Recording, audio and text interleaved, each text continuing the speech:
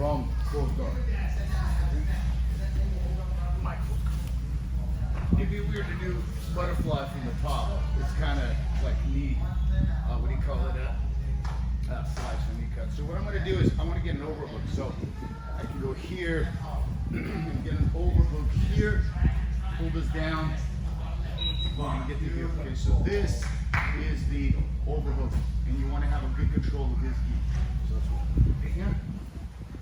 And what I want to make sure that I do when I feed it to the left hand, I'm going to pull it down because I want to be able to use this gi to break his posture, okay?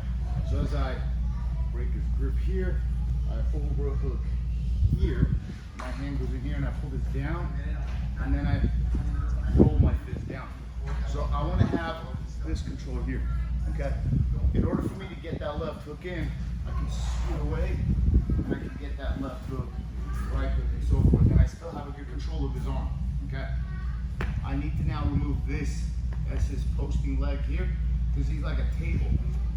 1, 2, 3, 4. So I just need to remove one table leg here, okay? And then lift him up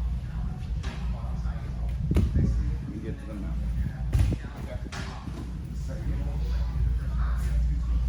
You're gonna have to scoot your hips out, sit up and insert one hook or two hooks.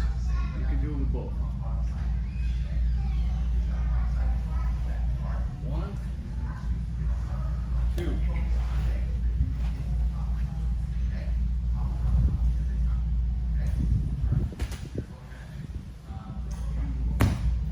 You can do it with two hooks or one. The key is to control the outside arm with the overhook, and then to isolate this arm just so you can't close. Okay?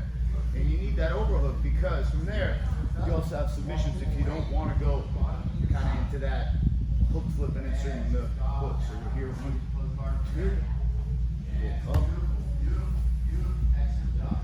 we're here, pull down, here.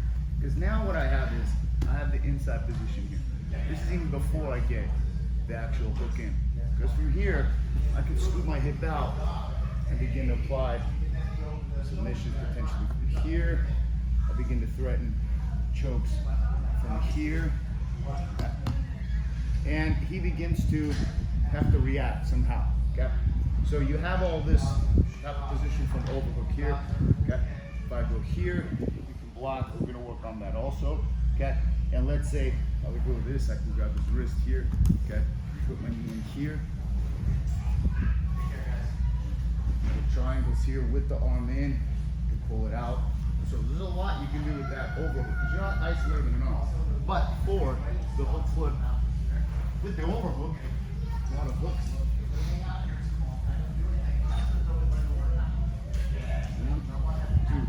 1, 2, 3, 4. As I scoot out, I insert that hook. Now this hand right here, I'm just going to begin to control it. This can be out, sit up, and I can be blocking here. As I lift up, and kick this up, and forward. Sometimes you do it as a butterfly where both hooks are in. This is nice because it just basically blocks that outside.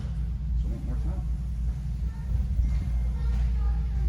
You're gonna get a 2-on-1 here. Pop it off that way.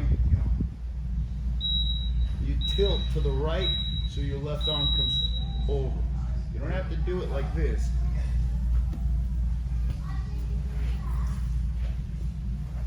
And I immediately said it. Sometimes you have to readjust that grip right here because the gi will kind of move.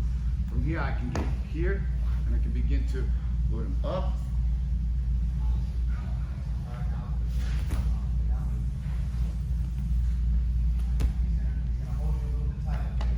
Keep that, you can let it go. Yes? On your right hand grip, do you want sleeves? Can you go behind the elbow? Do you have a preference? Does it matter? It's a good question because in the moment, it's just a matter of preventing him from being able to post that. It really just doesn't matter. Oftentimes, I just block block it like a punch block, just so that it prevents him from posting out as I begin to take him up and over. I'm not taking him to the side. I'm not going this way here. I'm going up over my right shoulder. So he's forced to go over his left shoulder. So as we go center here. Okay. And remember, there's many ways to get this control here. Okay. If these hands are on my chest, I can kind of come here, get here. So I like to constantly keep it pushing this arm out, hit that knee in there, and it turns into a nice control right here. It's a great control for also for law enforcement here too, because you have an overhook, you have control of both arms right here. But right here, I can scoop my hips out and insert this left hook right here, and then switch to this control here. If you have a sleeve, you got a sleeve, it's great. You can push that knee right here. As I push it, I can block it. Or if he's posting, okay, it's just a matter of removing that post. It just is a matter, or stopping him from using it as a post.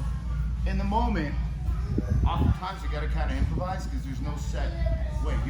But what you have here is you have kind of a more systematic way of controlling the sleeve. So for those of you who are just starting where this is confusing, your partner will have their hands kind of right here. You're gonna go under, you're gonna crunch, you're gonna bring this here. As this hand goes down, you grab and you twist. I want the inside position here. I'm gonna scoop my hip back here, okay? So I can get maybe my knee in here, okay? But what this does is that it helps you control the distance so this foot can engage the hook, okay? As we're here, I have a decent control right here, okay?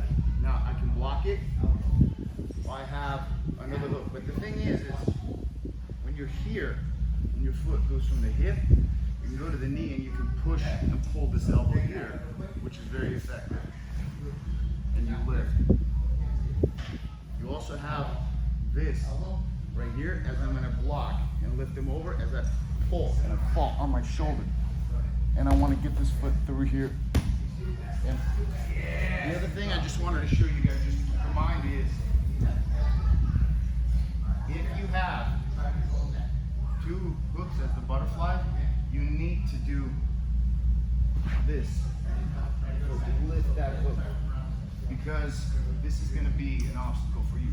That's why, in all honesty, it's better that you have it on the outside or pushing the knee. So we're going to start with, so for those of you who are a little bit more advanced here, grip here, break it over this way. And I always go here, here. Now I can take this foot and I can insert it right here as I slide in. And I'm just going to fall onto my shoulder here. And I'm going to lift, lift, lift, lift, lift, lift. You may be able to keep this one here as you come up. But most important of all, just try the setup, overhook. You can do it with no gi also. Ready? 1, 2, 3.